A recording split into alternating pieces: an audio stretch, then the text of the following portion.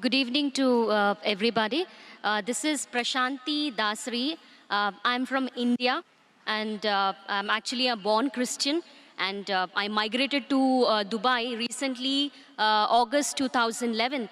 And I happened to, I came to know about Islam.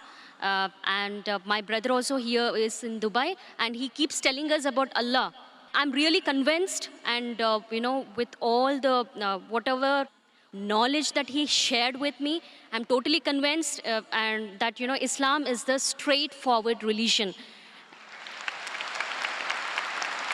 and Allah is Alpha, His Omega, He's the beginning and He's last. We cannot see sun more than 10 minutes. So how can we see a creator?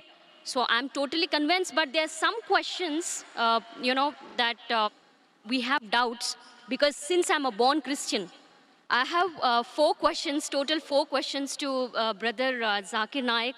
The first question is, Brother, I've been listening to your videos, in YouTube, that you were talking about the Holy Spirit, and you specifically mentioned that Holy Spirit exists.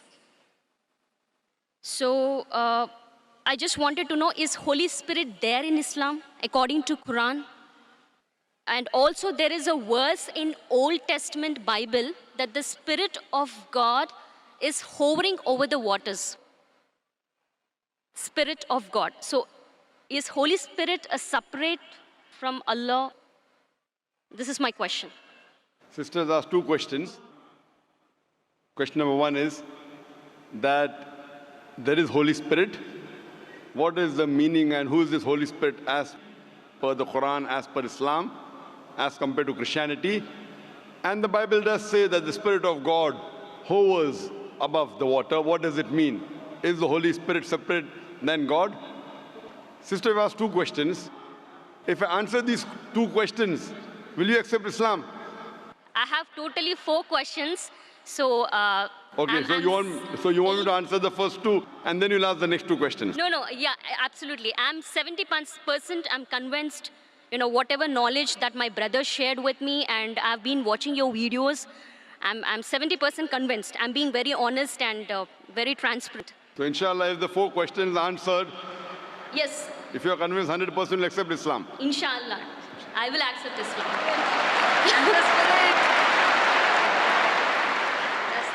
The sister asked two questions, and after she'll ask the other two questions. That the Bible does mention about Holy Spirit. What is the reference of Holy Spirit in the Quran? What the definition of Holy Spirit, it is not the same as mentioned in Islam, because when the Christians, when they talk about the Holy Spirit, they assume it is part of the Trinity, the triune God, though the word Trinity doesn't exist in the Bible, nowhere. The Father, the Son, and the Holy Spirit. When they say Father, they think about Almighty God, like a Santa Claus sitting in the heavens with the earth as the footstool. When they talk about the Son, they think about Jesus Christ, peace be upon him, like Jeffrey Hunter in the movie King of Kings, with blue eyes and good nose, not a polyp nose like a Jew. When they talk about the Holy Spirit, they think about dove that came in Pentecost, or when Jesus Christ was being baptized. What is the spirit that's mentioned in the Quran? What I believe is Quran talks about Archangel Gabriel. You are one of the angels sent by Allah subhanahu wa ta'ala, and one of his roles was to get the revelation to Muhammad sallallahu alaihi wasallam. And many other roles he has got. So we believe in the Archangel. So like that, if you say that there is a spirit, we have no problem. But he's not part of the triune God. And both are separate. The angel, the Archangel Gabriel is separate than Allah subhanahu wa ta'ala. And the spirit even mentioned in the Bible is separate than Allah subhanahu wa ta'ala. They aren't joined. This is the teaching of the church. Because the word Trinity doesn't exist anywhere in the Bible. But if you read the Quran, the Trinity is mentioned twice in the Quran. In Surah Nisa, chapter number 4, verse number 171, where it says, وَلَا تَقُولُوا ثَلَاثَةً. Don't say Trinity. إِنْ تَوْ خَيْرٌ لَكُمْ. This says stop, it's better for you. So Quran says, Wala taqulu salasa, don't say Trinity. And the same message is repeated in Surah Ma'idah, chapter number 5, verse number 73. It says, Laqad kafar lazina qalu, they are doing kufr, those who say that God is three in one. So the word Trinity appears in the Quran twice, and both the places it says it is wrong to use the word Trinity. And in the Quran, it is mentioned that don't say Trinity, but the word Trinity doesn't exist in the Bible. The closest verse to Trinity in the Bible is the first epistle of John, chapter number 5, verse number 7, which says, for there are three that bear record in heaven, the Father, the Son, and the Holy Spirit. And these three are one. So this verse, if you read the Revised Standard Version of the Bible, revised by Thayru scholars of the highest eminence, Christian scholars, they say that this verse of First Epistle of John, chapter number 5, verse number 7, is an interpolation, is a fabrication, is a concoction, and they've thrown this verse out of the Bible. So the verse in the Bible that was not talking directly about Trinity, but the closest to Trinity, is thrown out by the scholars of Christianity as a fabrication, as a concoction. So but naturally the Spirit and Almighty God, they're two different entities. They're not the same. And in the Quran, it talks about Archangel Gabriel. He is the angel of Allah subhanahu wa ta'ala. Hope that answers the question, sister. Yes, brother. I would like to know your other two questions. Yeah, my third question is, which is related to Holy Spirit only. All the prophets, all the man of God, like Prophet Abraham, Prophet Isaac, and Prophet Moses, peace be upon them, all the prophets, they used to intercede with Allah. They used to interact with Allah. So to interact with Allah, because they are all the chosen ones, they must be gifted by some strength. It might be the grace of God. So it is a power. There is that some power so that they're able to interact with Allah. So what is that power? So what is my understanding? I mean, what was my understanding all these days was, with the help of Holy Spirit, all the prophets were interceding with Allah. Is that true? Sister asked the question that the messengers of Allah subhanahu wa ta'ala intercede with Almighty God. Then she said interaction with Almighty God. Sister, the English word intercede and interaction are two different things. So is your question intercede or interaction? Intercedes. Intercede means that someone intercedes on somebody else's behalf. Someone intercedes on somebody else's behalf. Now this you have to realize that when you speak to Allah subhanahu wa ta'ala, Allah subhanahu wa ta'ala does not need anyone to intercede. The Quran says in Surah Ghafir, chapter number 40, verse number 60, you ask me and I will answer your prayer. Allah subhanahu wa ta'ala does not require anyone to intercede with him. Why? And people give the example that, when you go in a court of law, when you're presenting your case to the judge, you hire lawyers. So like that, the messengers of God are our lawyers. This is okay and logical for a judge who is a human being, because the judge does not know who is the criminal, who is the robber. So the lawyer helps the judge to understand who is the criminal, who is the robber, who is not. But Allah subhanahu wa ta'ala has ilm ghaib. He does not require anyone to prove to him who is good, who is bad.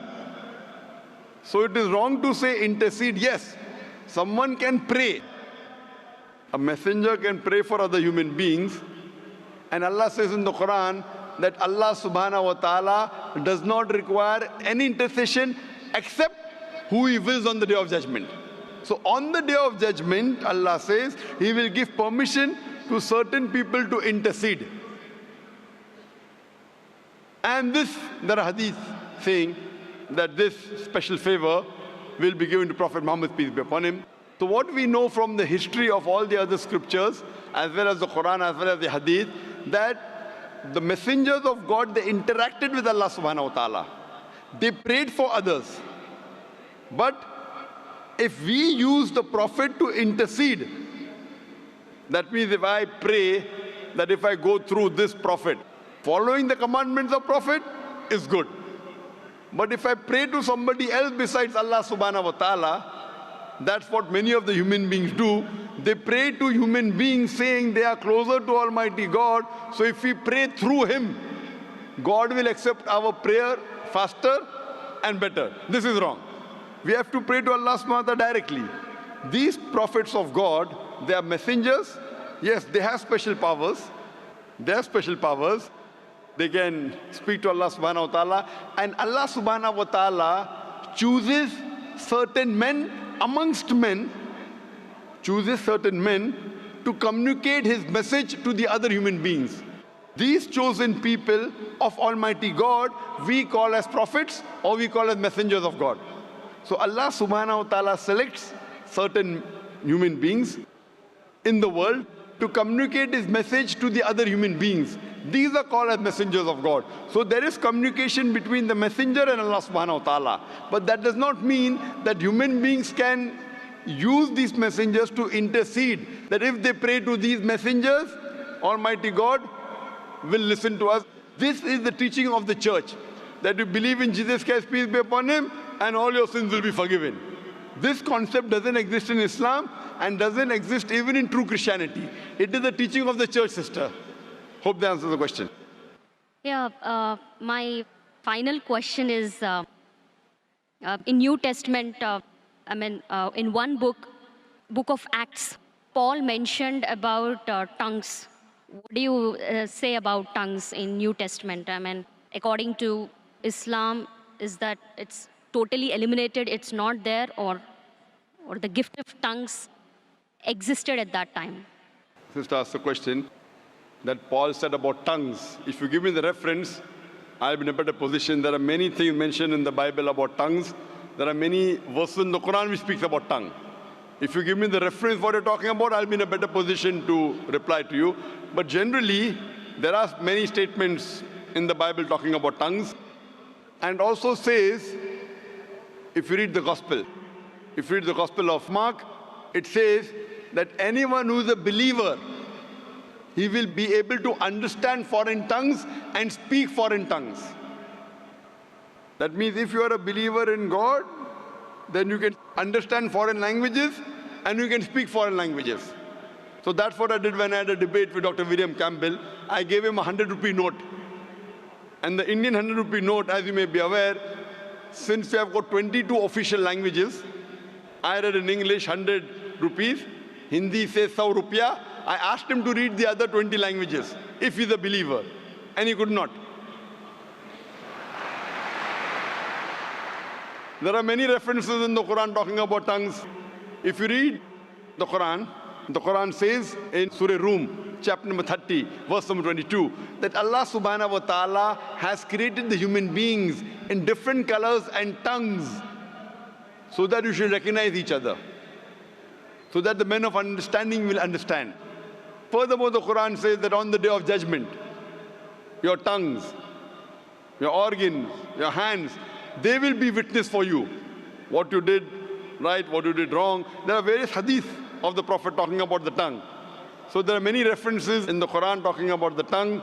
There are many references in the Bible that talk about tongue and how to test a believer.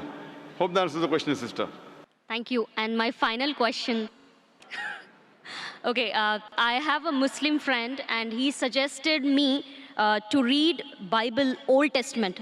Okay, he specifically mentioned to go through the Old Testament in Bible, and then he said read Quran.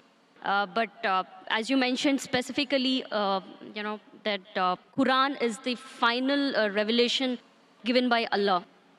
So as a Muslim, what do you suggest me? Because my friend, being a Muslim, he said, follow Bible, Old Testament, and then read Quran. So, sister, the question one of her friends told her that first read the Old Testament, then read the Quran. Sister, it's not the must. If there is something like the Old Testament and the New Testament, then there's something like the last testament in the Quran. So when the Christians say Old and New Testament, this is the last and final testament of Allah subhanahu wa ta'ala. Now, I am asking you the question. Suppose you have different versions and editions of a book.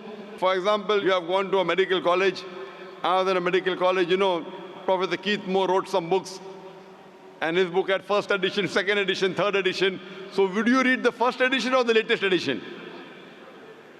Of course, I'll go for the latest. Latest, correct. Yes, if you really love the first edition, you know, I'm a fan of the first edition, then I said, no problem, read the first edition, then read the last edition.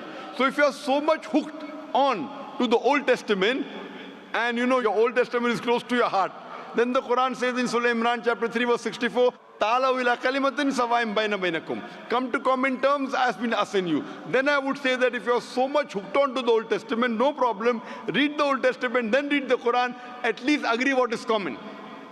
And when we read the Old Testament, New Testament and the Quran, we come to know that the thing that is common in these scriptures is that there's one God and He deserves to be worshipped.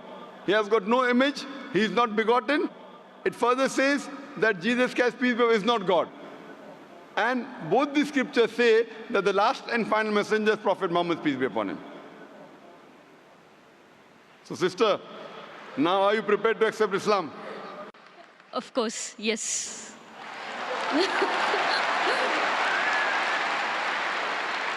Sister, do you believe that there's one God? Yes, I believe there is only one God. Do you believe that Jesus is not God but is a messenger of God? Yes, I believe Jesus is a messenger. Do you believe Prophet Muhammad is the last and final messenger? Yes, I believe Prophet Muhammad is the last and the final messenger. Sister, is there anyone forcing you to accept Islam? Sorry? Is there anyone forcing you to accept Islam? No, nobody is forcing me. Are you accepting out of your free will? Yes. Because in Islam, to force anyone to accept Islam is haram. It's haram in the religion, and it's haram, it's prohibited in most of the countries, I believe even in Dubai. To force anyone to accept a religion is forbidden. So you're accepting out of free will, sister. Yes, but that is the reason I asked you many questions. MashaAllah. Out of free will. I hope no one is bribing you. No. You know, because in India, when after many people accept Islam, the CID, the police go there and ask, how much dollars Dr. Zakir Naik give you?